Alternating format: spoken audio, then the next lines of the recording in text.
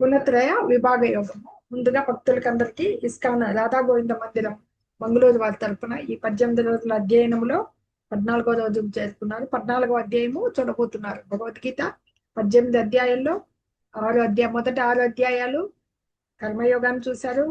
మధ్యలో ఉన్న 6 అధ్యాయాలు 7 నుంచి ఎసెన్స్ భక్తి యోగం. భగవంతుడు భక్తి ద్వారా తన విభూతులని, శక్తులని, విశ్వరూపాన్ని ఎంత దర్శించడం జరిగింది. ఆయన్ని పరంధాముడుగా, పరంబ్రహ్మగా గుర్తించగలిగాడు అర్జునుడు. అర్జునుడికి ఇప్పుడు జ్ఞానాన్ని ఉపదేశిస్తున్నారు. అందులో ఒకటి అయిపోయింది మనకి. ఇప్పుడు ప్రకృతి గుణాల గురించి ఈ అధ్యాయంలో చూస్తామన్నమాట. ఇవేవి మనకు ఎప్పుడైతే ఈ భౌతిక జగత్తులో ఈ దేహాలు తీసుకున్నాక ఆ జీవులు ఈ సత్వగుణము, రజోగుణము, తమోగుణం అనే ఈ ప్రకృతి త్రిగుణాలకి లోబడి ఉంటారు. 24 మూలకాలు చూసాం కదా, దాంట్లో కూడా అవ్యక్తమైన స్థితి ప్రకృతి త్రిగుణాలని చూసాం. ఈ గుణాలంటే ఏంటి, అవి ఏ విధంగా మనపై పనిచేస్తాయి, మనుషుడు ఏ విధంగా వాటిని దాటుకోవాలి అనే విషయాల్ని శ్రీకృష్ణ భగవాన్ ఇప్పుడు వివరించబోతున్నాడు అనమాట. అలాగే అట్లా దాటిన దివ్య స్థితిని సాధించింటాడు మా మహాత్ముడైన వాడి లక్షణాలు కూడా భగవంతుడు ఇప్పుడు తెలియజేయబోతున్నారు అనమాట. ఓం అజ్ఞానతిమిరాంధస్య జ్ఞానాంజనశలాకయా చక్షురున్మిళితం యేన తస్మై శ్రీ గురవే నమః. శ్రీచైతన్యమనోభీష్టం స్థాపితం యేన భూతలే స్వయం రూప కదా మహ్యం దదాతి స్వపదాంతికం.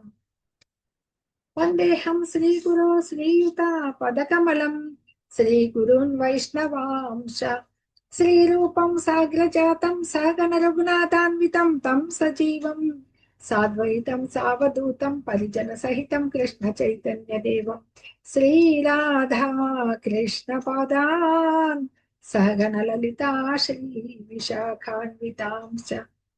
నమో ఓం విష్ణుపాదాయ కృష్ణ ప్రేష్ఠాయ భూతలే శ్రీమతే భక్తి వేదాంత స్వామినితి నామినే. నమస్తే సరస్వతి దేవి గౌరవాణి ప్రచారిణే నిర్విశేష శూన్యవాది పాశ్చాత్య దేశతారిణే. హే కృష్ణ కరుణా సింధో దీనబంధో జగత్పతే గోపేశ గోపికా కాంత రాధాకాంత నమోస్తుతే. తప్త కాంచన గౌరాంగి రాధే వృందావనేశ్వరి వృషభానుసుతే దేవి ప్రణమామి హరిప్రియ. వాంఛాకల్పతరుభ్యశ్చ కృపా సింధుభ్య ఏవ చ పతితానాం పావనేభ్యో వైష్ణవేభ్యో నమో నమః. జయ శ్రీ కృష్ణ చైతన్య ప్రభు నిత్యానంద శ్రీ అద్వైత గదాధర శ్రీవాసాది గౌర భక్త బృంద. హరే కృష్ణ కృష్ణ కృష్ణ హరే హరే, హరే రామ రామ రామ హరే హరే. హరే కృష్ణ కృష్ణ కృష్ణ హరే హరే, హరే రామ రామ రామ హరే హరే. హరే కృష్ణ కృష్ణ కృష్ణ హరే హరే, హరే రామ రామ రామ హరే హరే. శ్రీ శ్రీ రాధా గోవింద్కి జై. మరి ఒకసారి ఇస్కాన్ మంగళూరు తరపున స్వాగతం చెప్తూ మొదలు పెడదాము.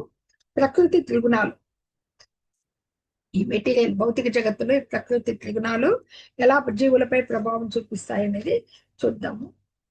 అర్జున శ్రీ భగవాన్ ఉవాచ పరం భూయ ప్రవక్ష్యామి జ్ఞానానాం జ్ఞానముత్తమం యజ్ఞాత్వా మునయః సర్వే పరాం సిద్ధిమితో గతాః.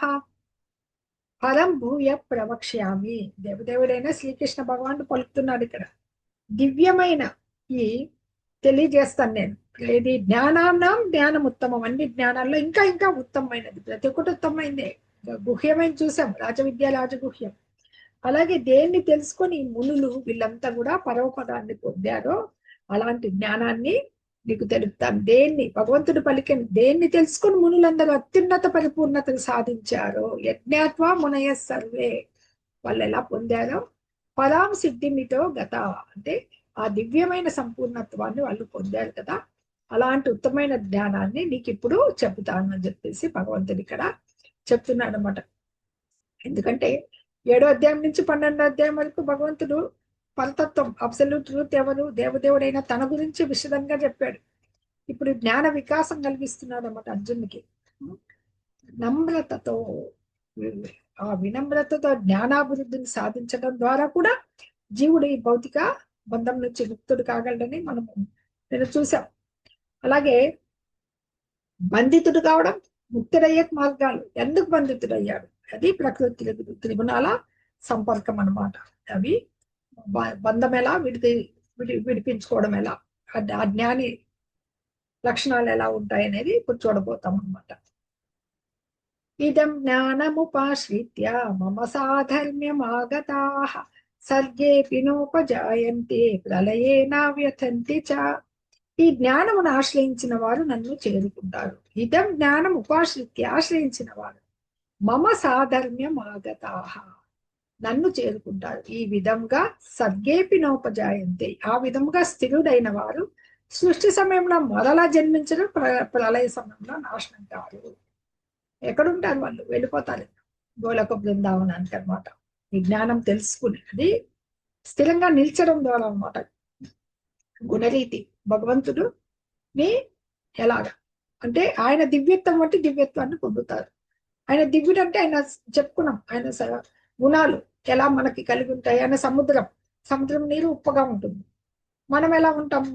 నీటి బిందువు అనుకోండి, నీరు బిందువు పక్కకి తీసుకునే మనము ఆ ఉప్పగానే ఉంటాం. కానీ మనము సముద్రం అనరు కదా, అది సముద్రపు నీటి బిందువు అని అంటారు. సముద్రుడు, అందుకే మనము ఆయనలో స్థిరుడై ఉన్నామని చెప్తారనమాట. అంటే భగవానుతో గుణరీతి ఏకత్వం పొందితే గుణరీతి జన్మ మృత్యు పరంపర నుంచి దాటుకోవచ్చు అనమాట. అది ఇక్కడ జన్మ అయిపోతేనే అయిపోయింది అనుకోకూడదు. ఆధ్యాత్మిక లోకం ఉంది. ఆధ్యాత్మిక లోకంలో ఆధ్యాత్మిక జగత్తు ఉంది. ఇక్కడ ఆధ్యాత్మిక దేహంతో భగవాన్ని సేవించబడతారనమాట. ఇది ఈ భౌతిక జగంలో మనము ఏ జ్ఞానాన్ని అయితే సంపాదించామో అది ప్రకృతి త్రిగుణాలతో మలినం అయిపోయింది అనమాట. ఆ మలినం కాని జ్ఞానమే ఆధ్యాత్మిక జ్ఞానం అనమాట. అది అట్టి దివ్యమైన ఆధ్యాత్మిక జ్ఞానం ముందు స్థిరుడు కావాలి. అట్లా స్థిరుడిని అయినప్పుడే వీళ్ళు దేవదేవునితో సమాన స్థాయిలో నిలిచినప్పుడే ఈ మరలా జన్మించడం ఉండదు, ప్రళయం వచ్చినప్పుడు నశింపు ఉండదు అనమాట. మమ యోనిర్మహద్ బ్రహ్మ తస్మిన్ గర్భం దదామ్యహం సంభవ సర్వభూతానాం తథో భవతి భారత. మమ యోనిర్మహద్ బ్రహ్మ, నా యొక్క జనన మూలం నుంచే ఈ మహత్ అంటే మహత్తత్వం, మహత్ బ్రహ్మ, మళ్ళీ బ్రహ్మం, తస్మిన్ దాని యందు గర్భం, దదామ్యహం నేను సంభవ సర్వభూతానాం సర్వజీవుల యొక్క సంభవానికి తతో భవతి భారత, అంతటా జరుగుతుంది. ఓ భరత కుమార, బ్రహ్మము అని పిలువబడే మహత్తత్వమే పుట్టుకకు కారణం. అన్ని ప్రాణుల జననాలను సాధ్యం చేసే విధంగా ఆ బ్రహ్మంలో నేను బీజ ప్రదానము చేస్తాను. మనం జగత్తంతా మొత్తం భగవంతుడు సృష్టించిన ఆధ్యాత్మిక జగత్తు, భౌతిక జగత్తు. ఆధ్యాత్మిక జగత్తు 300 కంటే ఎక్కువ ఉంటుంది. భౌతిక జగత్తు చాలా చిన్నది, అది ప్రకాశవంతమైనది, ఇది చీకటి. ఆయన బాహ్యశక్తి అనమాట. భౌతిక జగత్తు అనేది అంధకారమైందన్నమాట. అంధకారం చాలా చిన్న, దీంట్లోనే నీ విశ్వాలు ఉన్నాయి. ఈ విశ్వం నందు భగవంతుడు ఏం చేస్తున్నాడు? బ్రహ్మము అని పిలువబడుతుంది ఆ మహత్తత్వమే. ఆ భౌతిక జగత్తే మహత్తత్వం నుంచి ఎన్ని విశ్వాలు ఉంటాయి, దాన్నే బ్రహ్మం అనబడుతుంది. అదే భౌతిక జగత్ అనమాట. ఈ అంటే ఈ ప్రతిది కూడా క్షేత్రము, దేహము క్షేత్రజ్ఞుడు, ఈ ఆత్మల వాళ్ళ వల్లనే జరుగుతుంది అనమాట. అంటే ప్రకృతి ఆత్మల కలయికనే శ్రీకృష్ణ భగవాన్. అంటే ఆత్మలు ఎక్కడొస్తున్నాయి? ఇక్కడ ఈ భౌతిక జగత్తులోకి వచ్చి జననాల్ని భగవంతుడు బీజ ప్రదాత అనమాట, బీజం వేస్తున్నాడు అక్కడ. సంభవ సర్వభూతానం నెక్స్ట్ వస్తుంది ఆ శ్లోకంలో. అంటే ఈ మహత్తత్వం గురించి చెప్పుకోవాలంటే సమస్త విశ్వానికి కారణం అదే మహత్తత్వం. అంటే త్రిగుణ పూర్వకమైంది అనమాట, త్రిగుణాలతో కూడి ఉండేది. దాన్నే బ్రహ్మము అని పిలువబడుతుంది అనమాట. ఆ బ్రహ్మం నందు భగవంతుడు ఏం చేస్తాడు? బీజ రూపంలో జీవుల్ని ఉంచుతాడనమాట. ఈ 5 ఇంకా 24 మూలకాలు నిన్న చాప్టర్ లో చూసాం కదా. పంచభూతాలు, కర్మేంద్రియాలు, జ్ఞానేంద్రియాలు, మనసు, బుద్ధి, అహంకారం, ఇవన్నీ చూసాం కదా. ఇవంతా భౌతిక శక్తి. ఆ ఇవంతా ఈ భౌతిక 24 మూలకాలు, ఆ జీవుల బీజ రూపం, ఇదే అంతా కలిసి ఈ మహద్బ్రహ్మంలో ఈ భౌతిక ప్రకృతి తయారైంది అనమాట. 24 మూలకాలు, జీవులంతా కలిసి భౌతిక ప్రకృతి అనమాట. దీనికి పరమైన మనము ఎవరము ముందు 24 మూలకాలు భౌతిక శక్తి కదా. ఆ 24 మూలకాలతోనే ఈ భౌతిక ప్రకృతి తయారైంది. జీవులు ఉన్నతమైన వాళ్ళు. ఆయన జీవులు 7వ అధ్యాయంలో చెప్పాడు భగవంతుడు, ఉన్నతం అపరా ప్రకృతి అని. అపరేయ మితస్వన్యం ప్రకృతి విద్ధిమే పరం.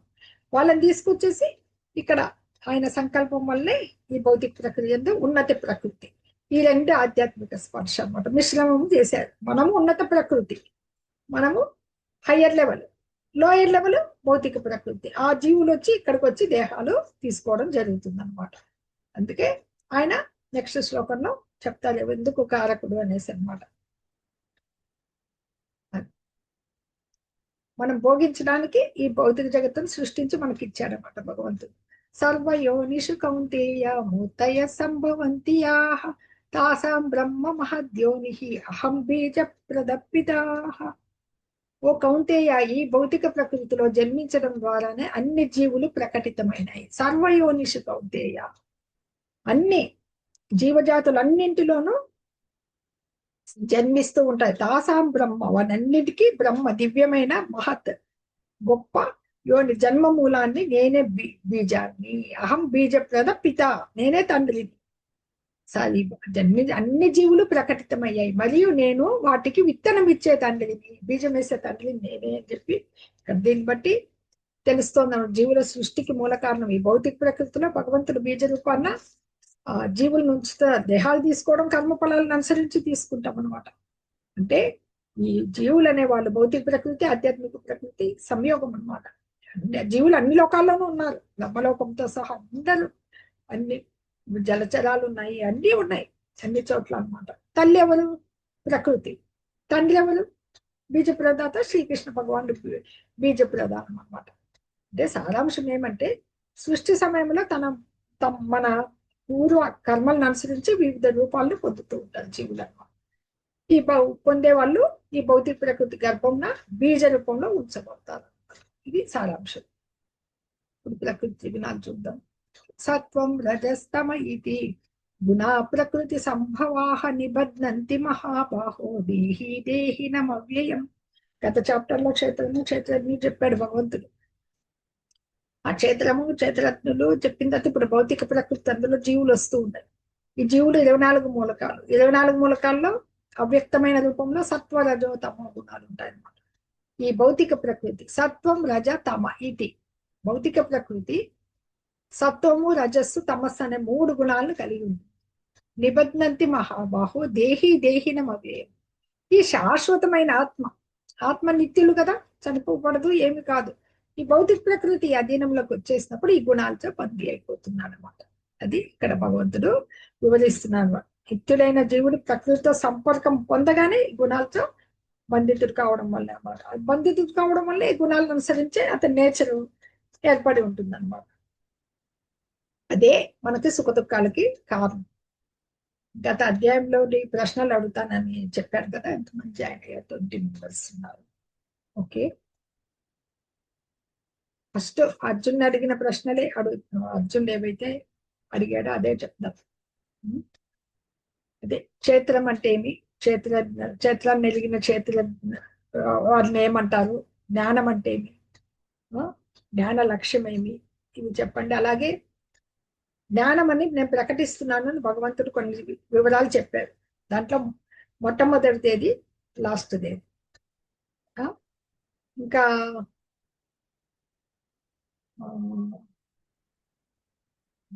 చాలు, ఇవి చెప్పండి సరిపోతుంది ఇప్పటికి. ఓకే, వాయిస్ వస్తుందండి బాగానే? లేకపోతే చెప్పండి, క్లిక్ చేస్తాను. నా వాయిస్ కట్ అవుతుంది అంటుంటారు కదా, అప్పుడప్పుడు చెప్పండి. హరే కృష్ణ. భవానీ మాతాజీ ఉన్నారా?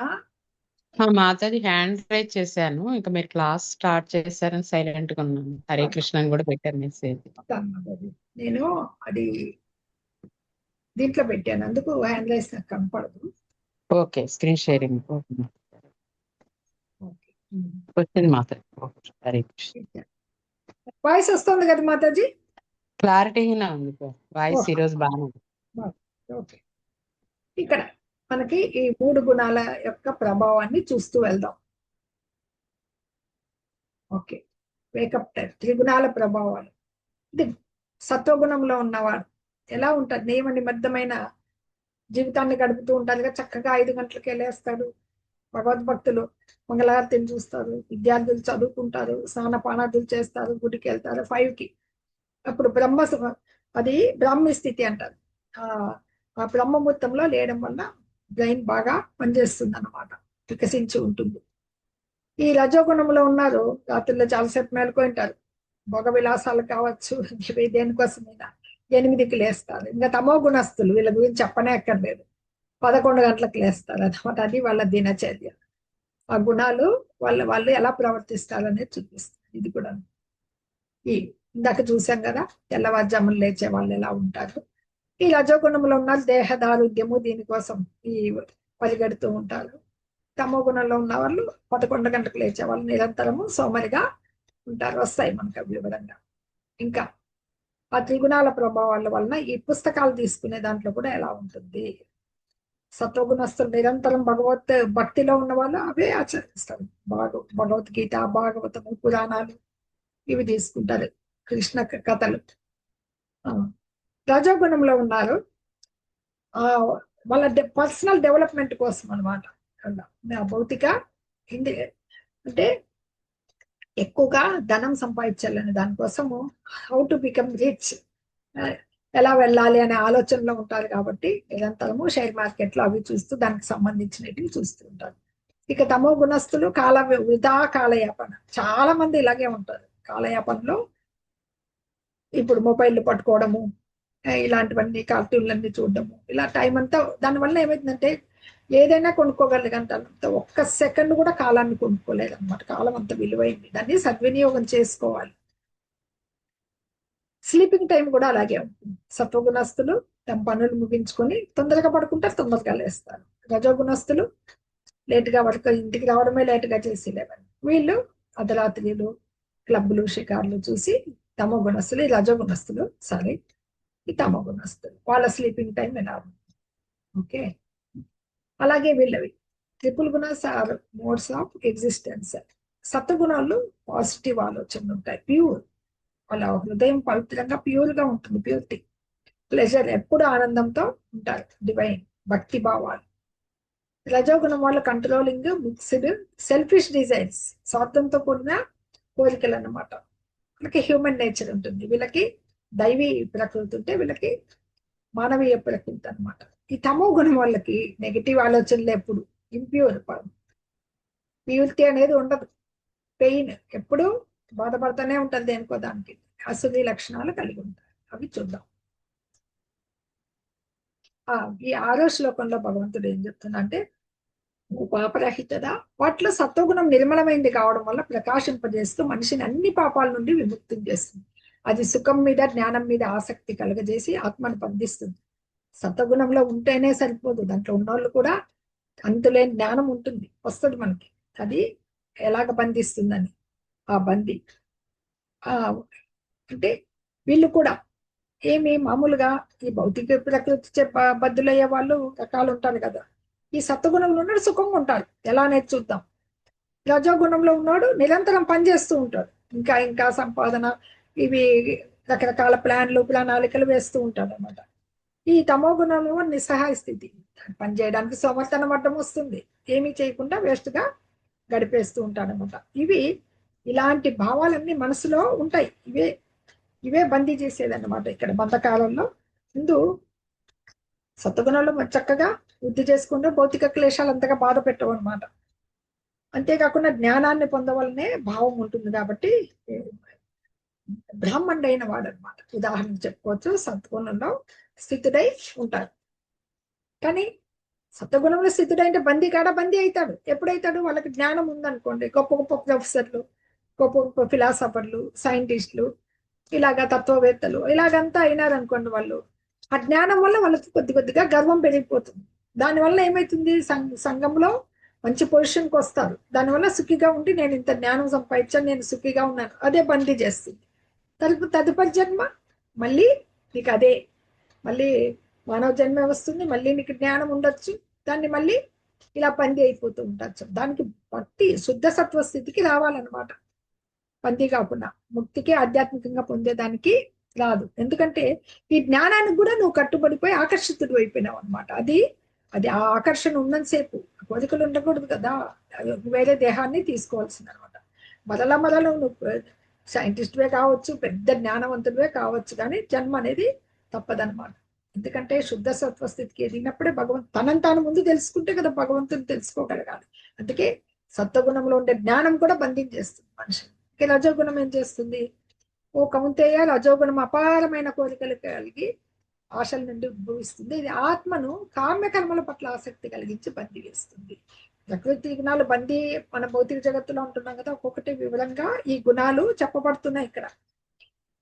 ఇది అపరిమితమైన కోరికల నుంచి, ఆశల నుంచి పుట్టిండేది అనమాట రజోగుణం. దీనికి కామ్యకర్మలు, ముఖ్యంగా స్త్రీ పురుషులనే తీసుకోండి, వాళ్ళకి ఒకరి పట్ల ఒకరికి ఆకర్షణ కలిగితే ఏమవుతుంది? మనుషులు భౌతిక సుఖాల్లో, ఇంద్రియ సుఖాల కోసం వివాహం చేసుకుంటారు. ఆ రజోగుణం సంఘంలో, దేశంలో అంతా పేరు ప్రఖ్యాతులు కావాలి, రాజకీయాల పరంగా కానీ, ధనపరంగా కానీ, సుఖ సంసారము, సంతానము, ఇవన్నిటి కొరకు గృహము, ఇల్లు, సంఘము, అన్ని ఆ కర్మలతో బందీ అయిపోతారు. దానికోసము సంపాదన, అందరినీ తృప్తిపరచాలి, భార్య, పిల్లల్ని, సంఘాన్ని, తనని తాను తృప్తిపరచుకోవాలి, గౌరవం కోసం, ఒక మర్యాద కోసం అన్నమాట. ఇది అంతా ప్రపంచం, ఇప్పుడు భౌతిక ప్రపంచం అంతా కూడా రజగుణంలోనే నడుస్తుంది అనమాట. ఇది ఈ రజోగుణం వల్ల డెవలప్మెంట్ కనపడుతుంటుంది సిటీస్ లో అంతా అన్నమాట. ఎంతెంత ఇవి ఉన్నాయి కదా, స్టాక్ మార్కెట్లే కావచ్చు, రియల్ ఎస్టేట్ బిజినెస్లే కావచ్చు, పరిశ్రమలు కావచ్చు, ఎన్నెన్నో. ఇది చూసి భౌతికంగా డెవలప్మెంట్ అనుకుంటారు. ఎందుకంటే ఎంత ధనము ఉంటే ఆ దేశం అంత డెవలప్ అయింది, కానీ అది డెవలప్మెంట్ కాదు. 99% అలా ఉన్నా కానీ సత్వగుణాభివృద్ధి నిజమైన ప్రగతి అన్నమాట. అది ఆ విధంగా నిలిచిన వారికి, ఇంకా వాళ్ళకి సత్వగుణస్తులే బందీలు అయిపోతుంటే ఇంకా రజోగుణస్తులు ఆ బందీ నుంచి ఎలా విడిపడతారు? విడిపడలేరు కదా. మూడవది చెప్తున్నారు తమోగుణ గురించి భగవంతుడు. ఓ అర్జున, అజ్ఞానం వల్ల జన్మించే తమోగుణం ప్రాణులన్నింటికీ అవివేకం కలుగజేస్తుందని తెలుసుకో. ఇది ఎక్కడి నుంచి పుడుతోంది? ఒక్కొక్కటి ఎలా పుడుతోంది? ఇది నిర్మలమైందని చెప్పాడు భగవంతుడు. ఇది కోరికలు, ఆశల నుంచి పుట్టిందని చెప్పాడు. ఇది అజ్ఞానం వల్ల. తమస్తు అజ్ఞానం విద్ధి, ఇది అన్ని అవివేకం కలుగజేస్తుంది. దాన్ని పిచ్చితనము, సోమర్తనము, నిద్రలలో ఆత్మని శరీరంలో బంధించేస్తుంది. ఘోరమైంది అనమాట, చాలా లీస్ట్ అది. వీటికి ఈ విచక్షణ జ్ఞానం లోపించడం వల్ల ఇది అసలుకి కోల్పోయింటారనమాట. అది విచిత్రమైన లక్షణం ఈ తమోగుణం అనేది. దాన్ని యథాతథంగా దేన్ని కూడా అవగాహన శక్తి ఉండదన్నమాట. ఈ దేహాలు ఉండవు, నశించిపోతాయని అసలు తెలియదు. అయినా కానీ మరణం అనేది తథ్యం అన్నా కానీ వాళ్ళకి రేయింబవులు ఏదో వెలిగా ధనాన్ని కూడా పెట్టచ్చు. వాళ్ళు అసలు ఆధ్యాత్మిక ప్రగతి అనే పదానికే వాళ్ళు దారి చూపరు అనమాట. ఇంకొకటి, వాళ్ళకి నిద్ర ఎక్కువ ఉంటుంది. మామూలుగా ఒక 6-7 గంటల నిద్ర చాలు. మరి ఎక్కువ వయసు అయితే ఒక 4-5 గంటలు, మనుషులకి 6 గంటలు నిద్ర సరిపోతుంది. వీళ్ళు రోజుకు 10-12 గంటలు నిద్రపోతారు అనమాట. తర్వాత ఆ చింతలు ఏమన్నా వచ్చాయనుకోండి, తట్టుకున్న శక్తి లేక మెల్లిమెల్లిగా మత్తులకు అలవాటు పడతారు. అది మాదక ద్రవ్యాలు కావచ్చు, ఇది కావచ్చు, మరి మద్యం కావచ్చు, ఇలాగా ఇవన్నీ తమో గుణాస్తుడైన మనుషుని లక్షణాలు. సత్వం సుఖే సంజయతి రజకర్మణి భారత, జ్ఞానమావృత్య తు తమః ప్రమాదే సంజయత్యుత. ఓ అర్జున, సత్వం సుఖే సంజయతి. సత్వగుణం ఏం చేస్తుంది? సుఖాన్ని చేకూరుస్తుంది. రజోగుణం కర్మల్లో బద్ధం చేస్తుంది. తమోగుణం జ్ఞానాన్ని కప్పివేసి వ్యక్తిని బుద్ధిహీనతలో బంధిస్తుంది.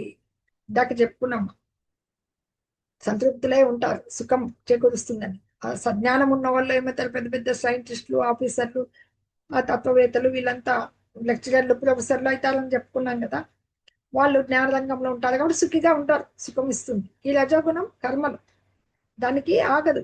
ఎందుకంటే కామకర్మలు చేస్తూనే ఉండాలి, ఒకటి మొదలు పెడితే మళ్ళీ ఇంకొకటి ఇంకోటి అనేసి ఉంటాయి. కాకపోతే కొంతమంది ఆ ధనాన్ని సత్కార్యాలకు ఉపయోగిస్తారు, అది కూడా మెల్లిమెల్లిగా భగవద్భక్తి పైకి వస్తుంది అనమాట. అంటే మంచి మంచి ఏమన్నా అనాశరణాలు కట్టేయడము, డొనేషన్లు ఇవ్వడము, అలాగా. ఇంకా కొందరు హాస్పిటల్ కట్టిస్తూ ఉంటారు. ఇలాంటివన్నీ రజోగుణం వారి లక్షణం అనమాట. కొంతమంది పేరు కోసం కూడా చేస్తూ ఉంటారు అనమాట. ఇంకా ఈ తమోగుణం అనేది అజ్ఞానాన్ని ఇలాగ మనిషిని ఎక్కడ చేస్తుంది, బుద్ధిహీనతలో బంధించేస్తుంది. ఏది వనరించినా, అతను ఏ పని చేసినా తనకి ఉపయోగపడదు, ఎదుటి వాళ్ళకి ఉపయోగపడదు అనమాట. అది తమోగుణస్తుని లక్షణం. రజస్తమశ్చాభిభూయ సత్వం భవతి భారత. రజసత్వం తమశ్చైవ తమస్సత్వం రజస్తదా.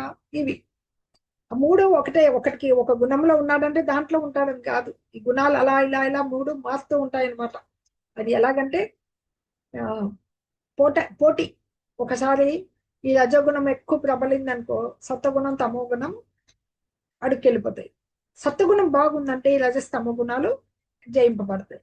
తమో గుణం ప్రబలమైనప్పుడు ఇంకా సత్వగుణం రజోగుణం అనేది అసలుకి ఉండవు. ఈ త్రిగుణాల నడుమ ఈ పోటీ జరుగుతూనే ఉంటుంది అనమాట. కానీ కృష్ణ భక్తిలో ఎవరైతే వాళ్ళ పురోగతి కోరుకునే వాళ్ళు వీటిని అధిగమించాల్సి ఉంటుంది అన్నమాట. ఎలాగది? సాధన. సాధన ద్వారా సత్వగుణాన్ని వృద్ధి చేసుకొని రజో తమో గుణాన్ని జయించవచ్చు అనమాట. అప్పుడు ఈ సత్వగుణం కూడా బంధిస్తుంది అన్నారు కాబట్టి దాన్ని కూడా జయించగలగాలి. స్థిర నిశ్చయము, దృఢ నిశ్చయం ఉన్నవాడు ఈ సత్వగుణంలో స్థితుడైన తర్వాత దాన్ని కూడా దాటి వసుదేవ స్థితి. వాసుదేవ సర్వమితి సమహాత్మ సుదుర్లభ అన్నాం 7వ అధ్యాయంలో 19వ శ్లోకం.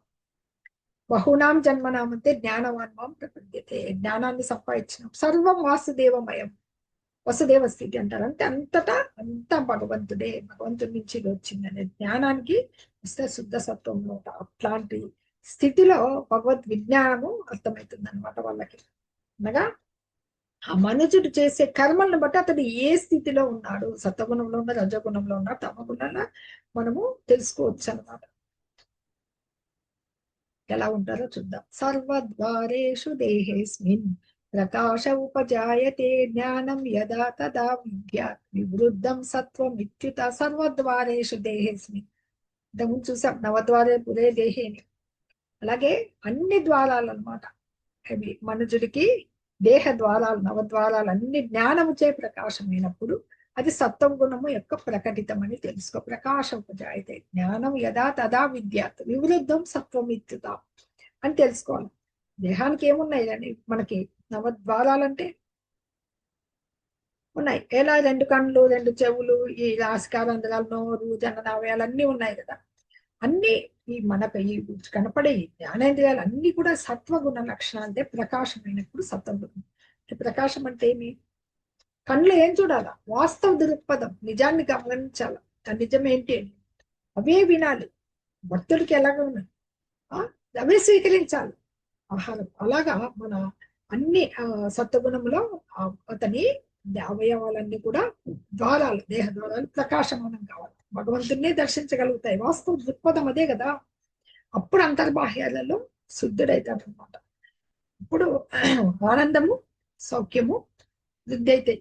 ఇది సత్వగుణపు వాస్తవ స్థితి. అన్ని ద్వారాలంటే మన కళ్ళు, చెవులు అన్ని ప్రకాశమానం, నిజాన్ని గ్రహించగలిగే ప్రకాశవంతంగా కావాలన్నమాట. ఇక్కడ రజోగుణం పెరిగినప్పుడు భర్తల్లో ప్రధానుడా లోభము, కామ్యకర్మల కొరకు తీవ్ర యత్నము, అదుపులేని కోరికలు మరియు దురాశ, ఇది వృద్ధి నందనప్పుడు కోపం, క్రోధం, కోపం ఎక్కువైతుంది. ఎందుకంటే ఒక దాంట్లో సీరియస్ గా పనిచేసినప్పుడు అది ఏదైనా బెడిసి కొడితే ఆటోమేటిక్ గా ఆ ఫెయిల్యూర్ అనేది తట్టుకోలేక కోపం, నెరవేరాలనే కోపంతో కోరికలు, అత్యాశ, ఇవన్నీ తపన. సంతృప్తి పొందడు కదా, ఇంత వచ్చిందంటే మళ్ళీ దాన్ని రెట్టింపు చేయాలని చూస్తాడు అనమాట. అదే కోరిక. ఒక ఇల్లు కట్టించారు అనుకోండి, ఆ ఇంటిని ఇంకో పై అంతస్తుకు వెళ్ళాలని చెప్పేసి ఆలోచిస్తూ ఉంటారు. ఇది భోగానుభవం అనమాట. ఎప్పుడు దీంట్లోనే కొట్టుమిట్టాడుతూ ఉంటారు అనమాట. దీనికి ఎండింగ్ అనేది ఉండదు. జీవితం చివరి వరకు రజోగుణ లక్షణాలు ఇలాగే ఉంటాయి. అజ్ఞానం, సోమర్తనము, నిర్లక్ష్యము, మోహము ఇవి తమోగుణం యొక్క ప్రధానమైన లక్షణాలు. తెలుసాను కదా. ఈ వృద్ధి చెందినప్పుడు అది ఎక్కువ వృద్ధి అనుకోండి ఇవి బయటపడిపోతాయి అన్నమాట. ఎందుకంటే అక్కడ ప్రకాశం చూసాం, ఇవి అప్రకాశం అంటే డార్క్నెస్, అంధకారంలో ఉన్నారు వీళ్ళు. అంధకారంలో ఉన్నప్పుడే ఇవన్నీ బయటపడేది అనమాట. అప్పుడు అంధకారంలో ఉన్నప్పుడు ఏమైతుంది, అది జ్ఞానం అనేది శూన్యమైనప్పుడు వాళ్ళకి ఒక నియమబద్ధంగా ఒక ప్రణాళిక ప్రకారం వెళ్ళరు. జీవితంలో ఇష్టం వచ్చినట్టు వెళ్తూ ఉంటారు, తోచిన రీతి. అది యూజా అన్యూజా అనేది చూసుకోకుండా కర్మలు చేస్తూనే పోతుంటారు అనమాట. అతను కొంచెం ఉంటుంది, శక్తి లేదా తెలివి లేదంటే ఏదో ఉంటుంది, కానీ ప్రయత్నం అయితే చేయరు సక్రమంగా. అవన్నీ తమ గుణ లక్షణాలు అనమాట. సత్వగుణం ఆధిపత్యం చెలాయించిన ఎక్కువగా ఉన్న ఫ్యామిలీ హ్యాపీగా ఉంటారు, కృష్ణ భక్తిలో చక్కగా ఉంటారు. రజోగుణం ఆధిపత్యం లోభం, కామ్యకర్మలు, తీవ్ర ప్రయత్నం, అంచుకోలేని కోరికలు, తపన. ఇంకా అంధకారము, సోమర్తనము, బుద్ధిహీనత, భ్రాంతి. వీళ్ళు తిండిపోతులుగా కూడా ఉంటారు.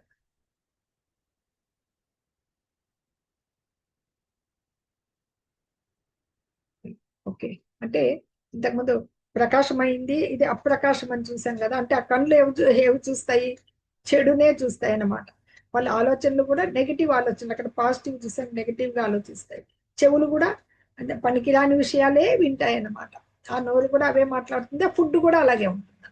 ఆహారం గురించి కూడా వస్తుంది 17వ అధ్యాయంలో, ఏవి తీసుకోవాలో ఏవి తీసుకోకూడదు, సత్వగుణ ఆహారం ఏంటి, రజోగుణ ఆహారం ఏంటి, తమోగుణ ఆహారం ఏంటి భగవంతుడు వివరిస్తాడు అక్కడ. యదా సత్వే ప్రవృద్ధేతు ప్రళయం యాతి దేహభృత్ తదోత్తమ విధాం లోకాన్ అమలాన్ ప్రతిపద్యతే. వీళ్ళు ఇక్కడ మరణం స్వీకరించినప్పుడు ఎవరైతే ఈ సత్వగుణంలో ఉండి మరణిస్తారో, యదా సత్వే ప్రవృద్ధేతు అంటే అది వృద్ధి పొందినప్పుడు మరణమును పొందుతారో ఆ దేహదారి అయిన వాడు యాతి దేహభృత్ తదోత్తమ విధాన్ లోకాన్, ఉత్తమ విధాం లోకాన్ అంటే తదోత్తమ విధాం అంటే మహర్షుల యొక్క, తదా అప్పుడు ఉత్తమ విధాం అంటే మహర్షుల యొక్క లోకాల్ని అమల, చాలా ముఖ్యమైన పదం అండి, పవిత్రమైనది, ప్రతిపద్యతే పొందుతారు. ఈ సత్వగుణం నుండి ప్రధానంగా మరణించినప్పుడు జ్ఞానులు ఉండే పవిత్ర లోకాన్ని అంటే ఈ రజస్తమ గుణాలు లేనివి చేరుకుంటారు, పవిత్రమైనటువంటి మాట. బ్రహ్మలోకము, జనలోకము, ఉన్నత లోకాలు పొంది దేహ సౌఖ్యాలు అనుభవిస్తారనమాట.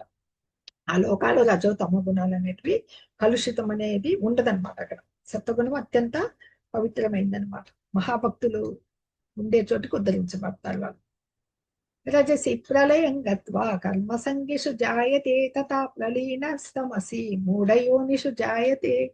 వీళ్ళు మనిషి రజోగుణ ప్రధానంగా ఉంటూ మరణించినప్పుడు పనులతో ప్రేరణ పొందేవాడిలో జన్మిస్తాడు. తమో కర్మసంగిషు జాయతే అంటే కర్మలు అంటే పనులు కదా, మొదలు. తదా ప్రలీనస్తమసి అంటే మనకి ప్రలీనం అంటే ఇక్కడ మనకి ఏం చదువు, మరణం పొందిన వాళ్ళు మూఢయోనిషు జాయతే, వీళ్ళు జంతుజాలంలో పుడతారన్నమాట. రజోగుణంలో మరణించిన వాడు ఈ జన్మిస్తే తమో గుణస్థులు ఏకంగా జంతువుల జాతికి వచ్చేస్తారు మరణానంతరం. ఎందుకంటే ఆ తర్వాత ఇప్పుడు ఎంతో పుణ్యం చేస్తేనే ఈ మానవ జన్మ వచ్చింది. మానవ జన్మకు ఒక్కటే ఉద్ధరించుకునే పడటానికి మంచి అవకాశం అన్నమాట. అంటే ఉన్నత లోకాలకి భగవంతుని చేరుకునేకి అవకాశం అన్నమాట. ఆ అవకాశాన్ని సద్వినియోగం చేసుకోకపోతే ఏమైతుంది, తమో గుణంలో ఉన్నాడు జంతు రూపానికి వస్తే ఆ స్థితి నుంచి మళ్ళా పరిణామ సిద్ధాంతం ద్వారా నీకు ఆ మానవ జన్మం పొందేదానికి జీవుడికి తను తాను ఉద్ధరించుకోవాలన్నమాట. అంటే జంతు జన్మ రాకముందే నువ్వు ఇప్పుడే కనుక బాగుపడితే నీకు మానవ జన్మ వచ్చినప్పుడు ఇంకా కొన్ని ప్రయత్నం చేస్తే ఉత్తమ జన్మలు వచ్చే ఉత్తమ లోకాలు చేరుకునేదానికి ఉంది.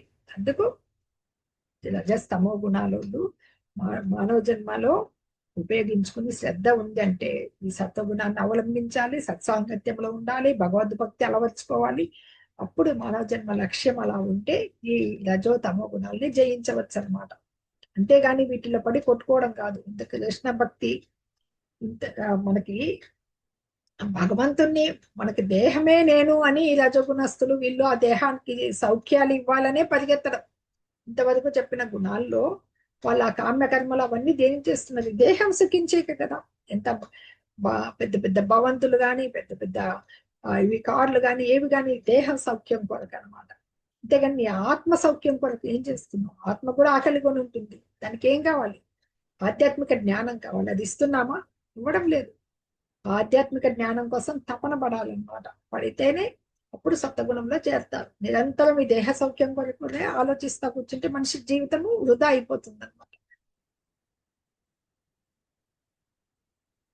కర్మణ సుకృతస్యాహు సాత్వికం నిర్మలం ఫలం రజసస్తు ఫలం దుఃఖం అజ్ఞానం తమస ఫలం. సత్వగుణాల్లో చేసిన కార్యముల ఫలములు పవిత్రములైన ఫలితాలు ఇస్తాయి. రజోగుణంలో చేసిన పనులు దుఃఖాలను కలగజేస్తాయి, మరియు తమో గుణంలో చేసిన పనులు అజ్ఞానపు చీకటిని కలగజేస్తాయి. అందుకనే మనకి ఈ ఈ మనకు పవిత్రంగా ఉండే ఈ ఋషులు వీళ్ళంతా కూడా పుణ్యకర్మల ఫలితాల నుంచే వాళ్ళు సదా ఆనందంలో ఉండేవాళ్ళు. ఈ రజోగుణంలో దుఃఖపూరితం అని అంటే ఎందుకంటే మేమంతా ఇంత చేశాము, మా ఆనందం కొరకు ఇంత చేశాము అంటే ఎవరు కూడా మృత్యువు నుంచి తప్పించుకోలేరు. వచ్చే జర మరణం దీని నుంచి తప్పించుకోలేరు కదా. వ్యాధుల నుంచి తప్పించుకోగలరా? ధనము తాత్కాలికంగా బాగు చేయగలదు, కానీ ఏ వ్యాధి అయినా ఏదైనా ఎంత సౌఖ్యంగా ఉన్నా కానీ అనుభవించాల్సిందే అనమాట. అలాగే ఆ ధనాన్ని సంపాదిస్తూ పోయినప్పుడు దాంట్లో ఎదురు దెబ్బలు తగలచ్చు. ఎంతో మంది పనిచేస్తే తప్ప ఒక బిల్డింగ్ కట్టించలేరు అనమాట. ఆ కార్యాల్లో టెన్షన్లు ఇవన్నీ అనుభవిస్తారనమాట. తర్వాత సంపాదన నాకు ఇంత ఆస్తుంది, నాకు ఇంత ఉంది అనే భావనలో సౌఖ్యం కలిగినా అది నిజమైన సౌఖ్యం కాదంటారు అనమాట. అంటే అది రజోగుణం. సత్వగుణం గురించి మనము ఇప్పుడే చెప్పుకున్నాం. సదా ఆనందంలోనే వాళ్ళు ఉంటారనమాట. వాళ్ళకి తెలుసు సుఖ దుఃఖాలకు పొంగిపోరు, ఆనంద కృంగిపోరు. ఆ సత్వగుణ స్థితిలో ఉన్నప్పుడు అవి భౌతిక క్లేశాలు కలత పెట్టవు అసలు. ఈ తమో గుణానికి ఈ కర్త దేహమే నేననే భావనలో ఉంటాడు కాబట్టి అతని కర్మలు కూడా చాలా వ్యర్థం అనమాట. దుఃఖము జంతుజాలంలో జన్మిస్తాడు. అవి అన్నమాట. అలాగే ఈ జంతు జన్మం ఎట్లాంటిది? దాన్ని దుఃఖకార్యం అనమాట. అలా కొన్ని అమాయకమైన జంతువులు ఉంటాయి, వాటిని వధించడం అనేది ఎందుకు? అందరూ భగవంతుని సృష్టి అని తెలిసినప్పుడు ఆ జంతు మాంసభక్షణం అనేది ముఖ్యంగా అనేది ఒక జంతువుని హింస పెట్టి చంపడం అనేది మహాపాపం అనమాట. సరే, మనకంతా ఒక చిన్న హింస చేస్తేనే ఒక చట్టం ఉంది, తక్కువని వస్తుంది, వాళ్ళు పట్టుకుంటారు, అరెస్ట్ చేయడం, కేసులు పెట్టడం జరుగుతాయి. కానీ భగవంతునికి ఒక చట్టం ఉంది, ఇక్కడ జరిగేదంతా చూస్తూ ఉంటాడు అనమాట. అందరూ తన సంతానమే.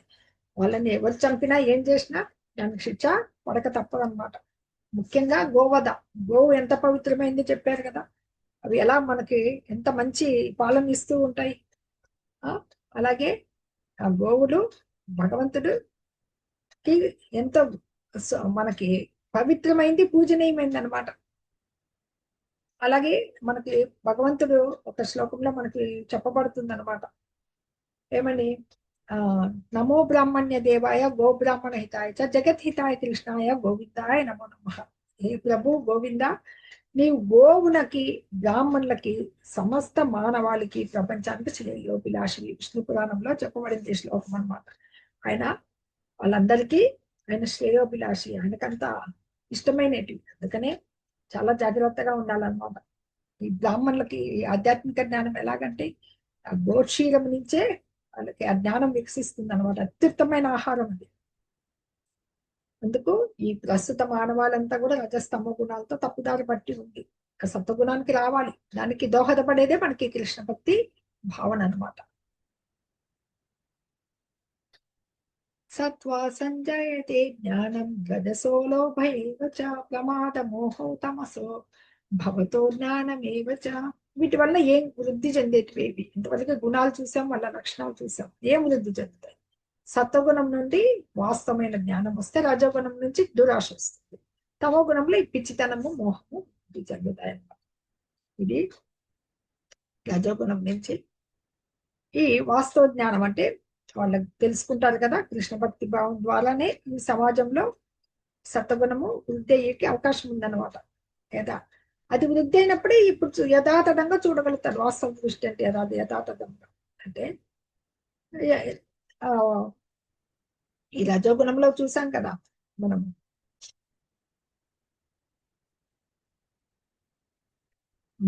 ఎస్, సత్వగుణానికి ఏం కావాలో వృద్ధి, జ్ఞానం కావాలి అంటున్నాం, విద్య కదా కంపల్సరీ. ఆ విద్య తప్పనిసరి అయిందనమాట. దాంట్లో వాస్తవిక ఎవరైతే విద్యావంతులై బాగా చదువుకున్నప్పుడే యథార్థ జ్ఞానాన్ని సంపాదించగలుగుతారు అనమాట. అప్పుడు వాళ్ళు సక్సెస్ అవుతారు. తత్వవేత్తలు ఇందాక చెప్పుకున్నాం కదా, శాస్త్రజ్ఞులు వాళ్ళు అని చెప్పేసి వాళ్ళు కూడా భక్తి భావంలోకి వచ్చినప్పుడే, ఆ జ్ఞానాన్ని కట్టుబడిపోకుండా ఉంటే ప్రపంచంలో శాంతి సుఖము అనేటివి ఏర్పడతాయి అన్నమాట. ఈ రజస్తమో గుణాలను ఆశ్రయిస్తే అది డెవలప్మెంట్ కింద కనపడుతుంది, కానీ వీళ్ళు బుద్ధిహీనులు అయిపోతారు అనమాట. ఎందుకంటే వాళ్ళు పైకి రాలేరు ఇంకా. మత్తు మందులకు అలవాటు పడి ఆ సోమర్తనంతో దాంతో ఉంటారు వీళ్ళు. ఇంకా ఈ రజోగుణం వాళ్ళు ఈ లోపానికి గురైనారంటే నిరంతరం కామ్యకర్మల్లోనే ఉంటారు అనమాట. ఆ ప్రణాళికల్లోనే కొట్టుమిట్టాడి లైఫ్ అంతా అలాగే గడిపేస్తారు. ఇప్పుడు వాళ్ళు ఏ లోకాలకు పొందుతారు వెళ్ళిపోతే అనేది ఇక్కడ. ఊర్ధ్వం గచ్చంతి సత్వస్థ మధ్యే తిష్టంతి రాజసాహ జగన్య గుణ వృత్తిస్థ అధో గచ్చంతి తామసాహ. ఊర్ధ్వం గచ్చంతి సత్వస్థ, సత్వగుణంలో ఉన్న స్థితమైన వాళ్ళు ఊర్ధ్వలోకాలు వెళ్తారు. రజోగుణంలో ఉన్న వాళ్ళు మధ్య లోకాల్లో ఉంటారు. తమో గుణంలో స్థితమైన వారు అధోగతి పాల్గొతారు. అంటే ఇది మధ్యలోకాలంటే భూలోకంలో వస్తారు. మళ్ళీ ఈ తమో గుణంలో ఉన్న వాళ్ళు నరక లోకాలకు వెళ్తారు. ఇంకా 3 రకాలు ఉన్నాయి కదా మధ్యలో. మధ్యలోకము, ఇవి ఉన్నత లోకాలు, ఇవి అధోలోకాలు అన్నమాట. ఇది ఈ కర్మల వలన కలిగే ఫలితాలు చెప్తున్నారు. త్రిగుణాలలో చేసే కర్మల వలన ఈ ఫలితాలు అన్నమాట. ఈ ఊర్ధ్వ మండలం అనేటివి 7 నెక్స్ట్ ఒక చార్ట్ తో చూపిస్తాము. ఇంకా ఉద్ధరింపబడతారు కాబట్టి ఆ లోకాల్లో పైది బ్రహ్మలోకం వస్తుంది. అక్కడి నుంచి ఈ 7 లోకాలన్నీ కూడా ఉత్తమ లోకాలు అనమాట. ఇది మానవులు ఏం చేస్తారు, రజోగుణంలో ఉంటే ఈ భూమి మీద ధనం సంపాదించాలని తపంతో మళ్ళీ కూడా ధనవంతుడిగానే పుట్టచ్చు అనమాట. ఒక్కోసారి మతి కూడా చెల్లించవచ్చు వాళ్ళకి. ఇంకా వీళ్ళు ఇంకా మనుషుల కంటే కింది స్థాయి ఉన్నాయి. జంతువులు అంటే ఎన్నో ఉన్నాయి మనకి వెనక. ఏమున్నాయి, పక్షులు కావచ్చు, మృగాలు కావచ్చు, రెప్టైల్స్, చెట్లు, ఏ రకంగా అయినా అలాంటి దాంట్లో ఉంటారు. మళ్ళీ మానవ జన్మ రావాలంటే ఎంతో టైం పడుతుంది కదా. అందుకనే రజస్తమ గుణాల వాళ్ళు కృష్ణ భక్తినే కొద్దిగా అలవాటు పరుచుకుంటే సత్వగుణాన్ని కొద్దిగా పైకి వెళ్ళడానికి ఆస్కారం ఉంటుంది అనమాట. అదే ఆ విధానం. కృష్ణ భక్తి రసభావన ద్వారా వాళ్ళు సద్వినియోగపరచుకోవాలన్నమాట, వాళ్ళ జీవితాలను వృధా చేసుకోకూడదు. ఎస్, ఇంతకు ముందు కూడా చెప్పాము ఈ లోకాలు, ఉన్నత లోకాలు 7. ఇక్కడ భగవంతుడు గర్భోదక శాయి విష్ణువు అంటారు. ఆయన నాభి నుంచి కమలం వచ్చి ఇక్కడ బ్రహ్మదేవుడు ఉన్నాడు. ఈ ఊర్ధలోకాలు, ఊర్ధలోకాల మధ్యలో మధ్యలోకం భూలోకం ఉంది కదా, మధ్య గ్రహము. రజగుణస్తులు మళ్ళీ ఇక్కడికి వస్తారని. ఈ సత్యలోకం అంటే బ్రహ్మ లోకం. ఇదంతా కూడా మన యూనివర్స్, ఒక విశ్వం, మహతత్వం అనే భౌతిక విశ్వం ఇది.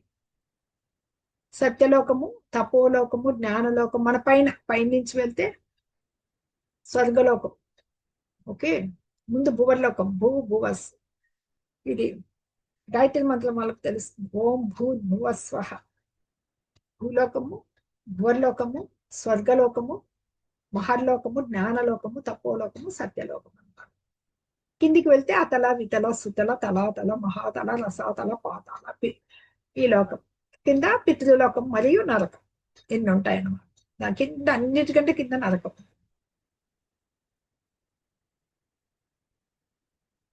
గుణానేతానతిత్యత్రీన్ దేహి దేహ సముద్భవాన్ జన్మ మృత్యు జరా దుఃఖైః విముక్తో మృతమశ్నుతే. దేహదారి ప్రకృతి గుణాలు అధిగమించగలిగినప్పుడు జన్మము, మరణము, వృద్ధాప్యం, వాటి దుఃఖం నుండి విముక్తి పొంది ఈ జన్మలోనే అమరత్వం పొందుతాడు. అది తెలుసుకోవాలి ముందు, బయటపడాలన్నమాట. ఇక్కడ చెప్తుంది దాంట్లోంచి బయటపడాలంటే దాటగలిగినప్పుడు అమృతత్వం కలుగుతుంది అని. ఎందుకంటే ఆధ్యాత్మిక ఆనందం ప్రస్తుత దేహంలోనే అనుభవించేది అనేది ఉంది. అంటే ఈ కృష్ణ భక్తి భావంలో, ఈ భక్తియుత సేవలో ఉన్నప్పుడు ఈ భౌతిక సంపర్కం అంటే త్రిగుణాలు, వీటిని బయటపడినప్పుడే భక్తియుత సేవ ఎందు స్థిరుడైతారు. ఇప్పుడు అర్జునుడు మళ్ళీ ఒక సందేహం వచ్చింది, అడుగుతున్నా. అర్జున ఉవాచ కైర్లింగై త్రీన్ గుణానేతాన్ అతీతో భవతి ప్రభో కిమాచార కథం చైతాన్ త్రీన్ గుణానతి వర్తతే. అర్జున ఉవాచ, అర్జునుడు పలికాడేమని? కైర్లింగై త్రీన్ గుణానేతాన్. కై ఏ విధమైన లింగై లక్షణములు చే, ఏ విధమైన త్రీన్ ఈ త్రిగుణాలు, గుణాన్ ఈ మూడు గుణాలను, ఏతాన్ ఈ అతీత అతిక్రమించిన వాడు భవతి ప్రభో అగును. ఓ ప్రభు, ఈ ప్రకృతి గుణాలకు అతీతంగా అయిన వాడు లక్షణాలు ఏ విధంగా ఉంటాయి? సరే, ప్రకృతి గుణాలు దాటి ఉన్నవాడు ఉంటాడని చెప్తున్నాం కదా, త్రిగుణాలు మూడింటిని. అతని లక్షణాలు ఎలా ఉంటాయి? కిమాచార కథం చైతాన్. కిమాచార కిం ఎట్టి, ఆచార ప్రవర్తనం, కథం ఎట్లు, చ కూడా, ఏతాన్ ఈ త్రీన్ గుణాన్ ఈ త్రీన్ గుణాన్ అతివర్తతే దాటు. చక్కటి ప్రశ్న వేశాడనమాట. అతని లక్షణాలు ఎలా ఉంటాయి? ప్రకృతి గుణాలు దాటిన వాడి అతను ఏ విధంగా ప్రవర్తిస్తాడో ఎలా గుర్తించాలి? అతని త్రిగుణాల బంధనానికి అతీతంగా ఎలా అయ్యాడు అని, ఎలా అతీతంగా అవుతాడని చెప్పేసి ఇక్కడ ప్రశ్నని భగవంతుని ముందర ఉంచుతున్నాడు అనమాట. ఎందుకంటే ఎలాగ త్రిగుణ ప్రభావం దాటి ఉన్నాడని మనుషుడు ఎలాగ అర్థం చేసుకోవాలా? రెండో ప్రశ్నలో అట్లాంటి మహాత్ముడు ఎలా జీవిస్తాడు?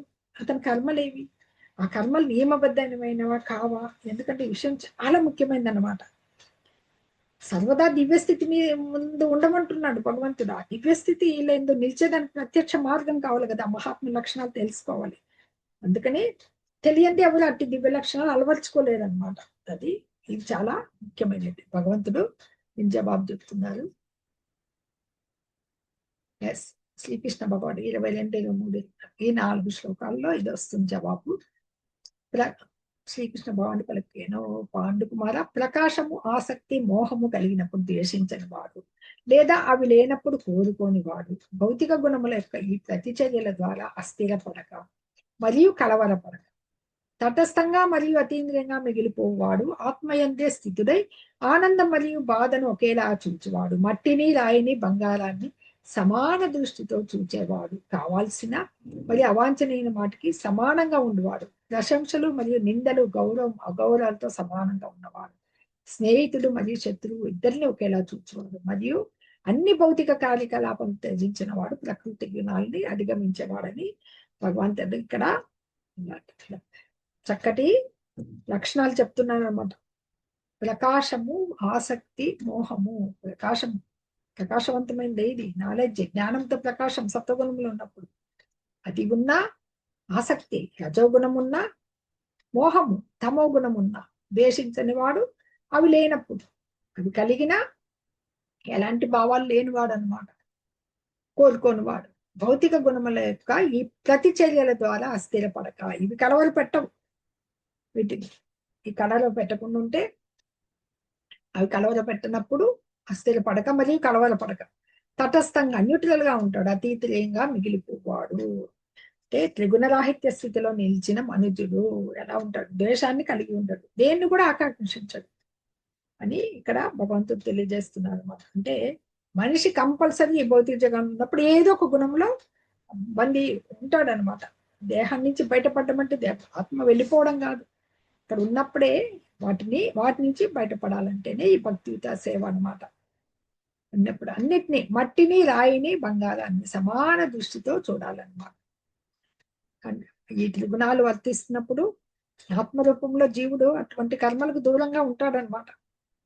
అట్లా కానీ కర్మలకు దూరంగా అయితే ఎలాగా అంటే తన దేహం అనుభవించడానికి కాకుండా ఆ కోరిక నుంచి బయటపడాలనే వాంఛ ఉండదన్నమాట. దేహం సుఖం కోసం కష్టపడకుండా అనమాట. దివ్య స్థితి,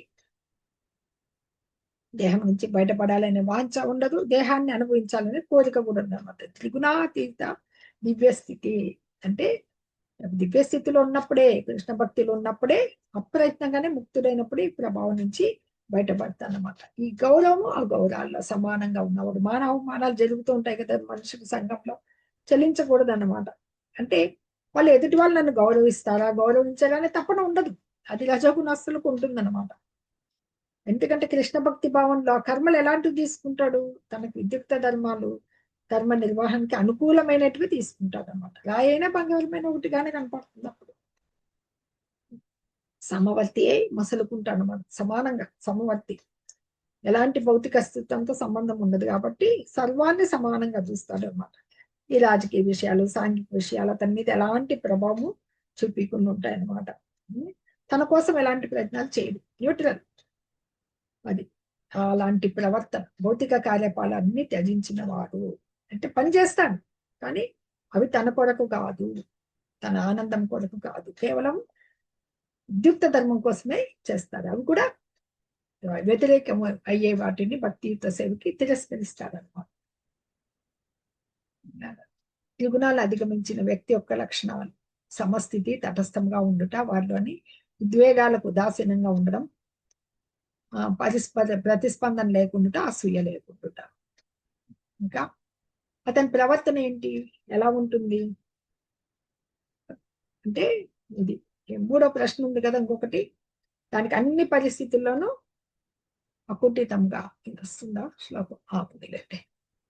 అన్ని పరిస్థితుల్లో సమత్వం, ప్రశంస లేదా నింద, ఇవి చెప్పిన దానికి వివరణ అన్నమాట. ఇక్కడ అన్ని పరిస్థితుల్లో ఈక్వల్ గా ఉంటాడు.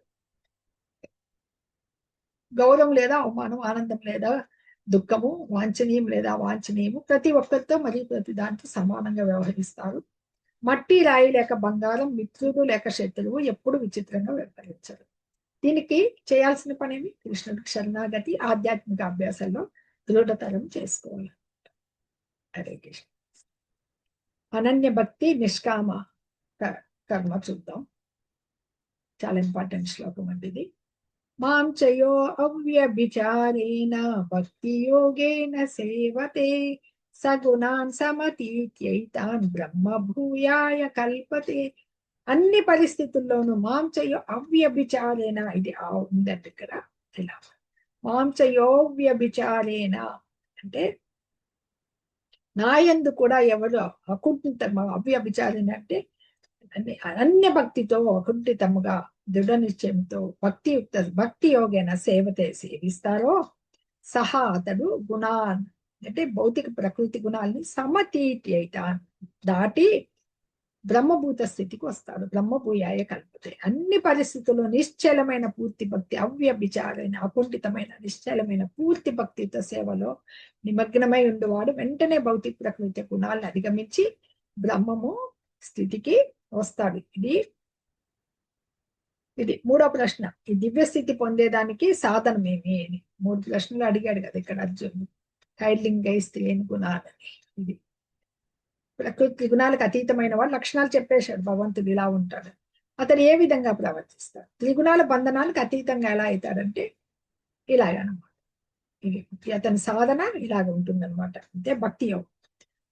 కృష్ణ అది తృతీయ ప్రశ్నకు జవాబు అనమాట. మనకి ఈ చాప్టర్లు అంతా తెలిసింది. భౌతిక ప్రకృతి అంతా ప్రకృతి త్రిగుణాలకు లోపడే ప్రభావానికే పనిచేస్తుంది అనమాట. ఇది దాని నుంచి బయటపడాలంటే భక్తి యోగం. కృష్ణుని కొరకే కర్మలో నిలబడ్డమే భక్తి యోగం అనమాట. కృష్ణ సేవ కాక మనకి చాలా మంది ఉన్నారు. రాముడు కావచ్చు, ఆయన అవతారాలు ఎన్నో ఉన్నాయి. ఎన్ని సేవలైనా అసంఖ్యాకమైన రూపాలు ఉన్నాయి, చూసాం కదా విభూతి. అలాగా ఆయన ఏదైనా కానీ భగవంతుణ్ణి ఒక నారాయణుగా, ఒక రాముడిగా, ఒక కృష్ణుడిగా తీసుకోవచ్చు అనమాట. అది భక్తి యోగంలో నిల్చడం. ఆయన గురించి గుణరీతిగా సమానత్వాన్ని పొందనమాట.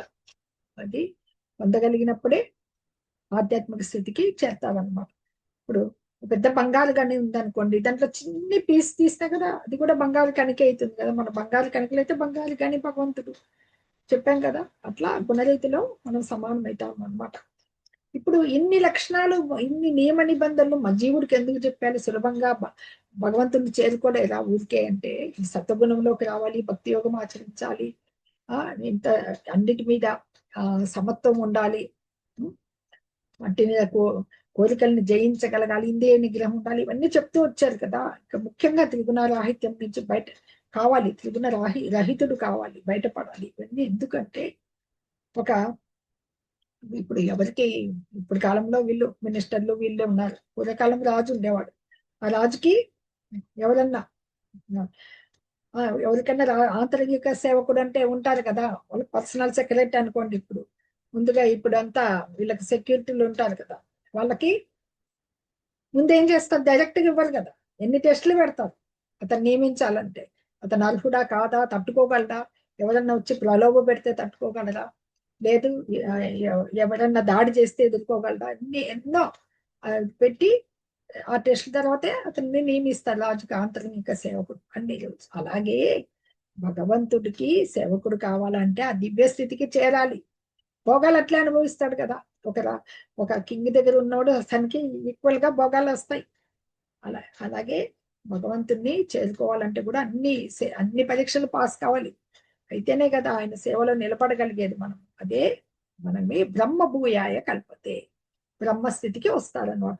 ప్రకృతి గుణాలు జయిస్తాము, భగవంతుని దివ్య గుణాన్ని సాధించి ఆ బ్రహ్మభూత స్థితికి వస్తారు. బాధ్యత ఎంపికల ద్వారా ఈ శరీరంలో ఉండగానే తదుపరి జీవితాన్ని సిద్ధం కావాలి. మనము వెళ్ళే మార్గాన్ని ఎంచుకోవాలి, సరి అయిన పథం ఏంటి, అప్పుడే మనం ఏం పొందుతాము, మన లక్ష్యం ఏంటి అనేది తెలుస్తుంది అన్నమాట. అది మన బాధలకు మరణం ఒక్కటే ముఖ్యం కాదు, వైకుంఠ ధామం చేరుకోవడానికి సరైన మార్గాన్ని ఎన్నుకోవాలి. మరణం అయిపోతే జీవితం అయిపోతే ఉన్నంతలోనే మేము బాగా భోగిస్తాము అనేది కాదు. జీవితం అయిపోదు, అక్కడ పైన లోకం ఉంది, దానికి మన కర్మఫలాలను బట్టి మళ్ళీ నెక్స్ట్ జన్మ సిద్ధమై ఉంటుంది. అందుకనే సరైన మార్గంలో మనము దానికి సిద్ధం కావాలన్నమాట. ఒక్క శ్లోకం ఉండాలి. యస్ బ్రహ్మణో విప్రతిష్టాహం అమృతస్య వ్యయస్య చ శాశ్వతస్య చ ధర్మస్య సుఖస్యైకాంతికస్య చ బ్రహ్మణో హి ప్రతిష్టాహం. మనకి అమృతత్వము, అమరం అంటే అమృతం, అది అనశ్వరం, నశించండి, శాశ్వతమైంది మరియు పరమానందానికి సహజ స్థితి అయిన నిరాకార బ్రహ్మానికి నేనే మూలాధారం. ఎవరైతే బ్రహ్మం అనుకుంటున్నారో ఆ బ్రహ్మజ్యోతి, దానికి భగవంతుడు అంటే ఈ అమృతత్వము, అవ్యయత్వము, శాశ్వతత్వము, సౌఖ్యత్వములే బ్రహ్మం యొక్క ఆ యొక్క నిజ సహజ స్థితి అనమాట.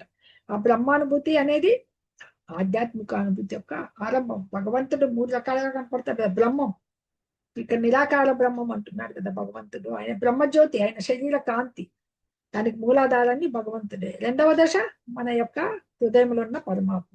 3వ దశ భగవాన్ని చేరుకోవడం అనమాట. అంటే పరమాత్మ, నిరాకార బ్రహ్మం భగవంతుల్లోనే ఉన్నాయి, పరమ పురుషులైన భగవంతుడే అనమాట. ఈ భౌతిక ప్రకృతి భగవంతుడి యొక్క ఇది న్యూన స్థితి, తక్కువదని చెప్పుకున్నాం కదా. ఈ ఉన్నత ప్రకృతి అయిన మనం జీవులను తీసుకొచ్చి మనము ఈ న్యూన ప్రకృతి అయిన భౌతిక జగత్తులో ఉంచబట్టే బీజ రూపంలో, అప్పుడు ఇదంతా జరిగి మనము ఈ ప్రకృతి గుణాలకి లోనయ్యామన్నమాట. మరి నిరాకార బ్రహ్మం అంటే ఈ సనక సనందాదులు, చతుర్కుమారులు ఉంటారు కదా, వాళ్ళు కూడా నిరాకార బ్రహ్మాన్ని ముందు ఆరాధించారు. కానీ ఎప్పుడైతే భగవంతుని దర్శించారో, ఆయన పాదాల వద్దున్న తులసి దళాలని వాళ్ళ ఆ వాసన వాళ్ళకి ఆస్వాదించగానే వాళ్ళకి ఆయన యొక్క దివ్యమైన భక్తిత సేవ ఎందుకు నిలిచారనమాట. ఆయన సాకార రూపం వైపు వచ్చారు. సుఖదేవ గోస్వామి కూడా అంతే. ఎప్పుడైతే మహాభాగవతాన్ని ఆయన ప్రబోధించాడో, భక్తిత సేవలోకి వచ్చాడు, ఆయన కూడా ముందు నిరాకార బ్రహ్మాన్ని ఆరాధించాడు అనమాట. ఎందుకంటే దేవదేవుడు శ్రీకృష్ణుడు ఎట్లా షడ్గుణైశ్వర్య సంపన్నుడు కదా, భక్తుడు కూడా అతను దది చేరినప్పుడు ఆ షడ్గుణైశ్వర్యాలు అంత వినిమయం జరుగుతాయి, అంత సుఖాన్ని ఇస్తాడు భగవంతుడు అనమాట. రాజసేవకుడు రాజు దగ్గరే ఉంటే రాజుతో పాటు భోగాలు లభిస్తూ ఉంటాయి కదా, అలాగా బ్రహ్మానుభూతి అనేది అంటే ఈ అమరము అనశ్వరము, ఎప్పటికీ నశించింది, అమరమైంది అనమాట, శాశ్వతమైంది. ఇవన్నీ కూడా భక్తియుత సేవ నిలిచి ఉన్నాయన్నమాట. ఎందుకంటే ఈ భౌతిక ప్రకృతి సంపర్కము ఈ జీవులు ఎప్పుడు ప్రకృతి గుణాలకు బందీలు కాదు, ఇక్కడికి వచ్చినందుకు బందీ అయిపోతున్నాం. ఆ సత్వరజ తమో గుణాల నుంచి బయటపడాలంటేనే ఈ మెయిన్ గా ఈ భౌతిక జగత్తును భోగించాలనే కోరిక నుంచే అది వస్తుంది. కాబట్టి దాన్ని తొలగించుకోవాలంటే నవవిధ భక్తి మార్గాలు ఉన్నాయి, శ్రవణం, కీర్తనం, ఇవన్నీ ఆచరిస్తూ భక్తియుత సేవా విధానాల్ని భక్తుల సాంగత్యంలో, ఆధ్యాత్మిక గురువు సాంగత్యంలో అభ్యసిస్తేనే అప్పుడు ఆ సత్సంగము, ఆధ్యాత్మిక గురువు కారణంగా ఈ కోరికలు మెల్లిగా తగ్గి ఇంద్రియ నిగ్రహంతో భగవంతుని ప్రేమయుత స్థితిలో స్థిరంగా ఉంటాం అన్నమాట. అది ఇంతవరకు చెప్పబడింది అనమాట. అంటే భక్తి అనేది అత్యంత సులభమైంది ఆచరించే కని చూసాం కదా 9వ అధ్యాయంలో. సుసుఖం కర్తుమ వ్యయం భగవంతుడు అక్కడ చెప్పాడనమాట. రాజవిద్య రాజగుహ్యం ప్రత్యక్షావగమం ధర్మే సుసుఖం కర్తుమ వ్యయం అనమాట. ఆయనకు అర్పించిన ప్రసాదాలని ఆహార రూపంలో మనం తీసుకుంటాం, ఆయన పుష్పాలని ఆస్వాదిస్తాం, ఆయన లీలల్ని వింటాం అనమాట. హరే కృష్ణ కృష్ణ కృష్ణ హరే హరే హరే రామ అంటూ ఆయన మహామంత్రాన్ని జపిస్తూ ఆయన భక్తులకి సంబంధించిన పర్వదినాల్లో ఉపసించడము, ఉపవాసాలు ఉండడము, జన్మాష్టమి చేయడము, సంకీర్తనలు, ఉత్సవాలు జరపడం, ఇవన్నీ భక్తి అందరి కార్యక్రమాలు అనమాట. ఇవి ఆచరిస్తూ ఉంటాయి కదా. దీంట్లో త్రిగుణాల నుంచి పోతే అప్పుడు బ్రహ్మజ్యోతి అందు లేదా ఈ బ్రహ్మ భావనలందు స్థితుడైన వాడు భగవంతునితో గుణరీతి అవుతుంటాడు. భగవంతుడు నిర్గుణుడు, ఆయన గుణరీతి అంటే త్రిగుణాల నుంచి మనము త్రిగుణ రాహిత్యం కావడం అనమాట. ఇది ఈ రోజు ప్రకృతి త్రిగుణములోని గుణత్రయ విభాగంలో ఇంతటితో ముగుస్తుంది. హరే కృష్ణ. భక్తులందరికీ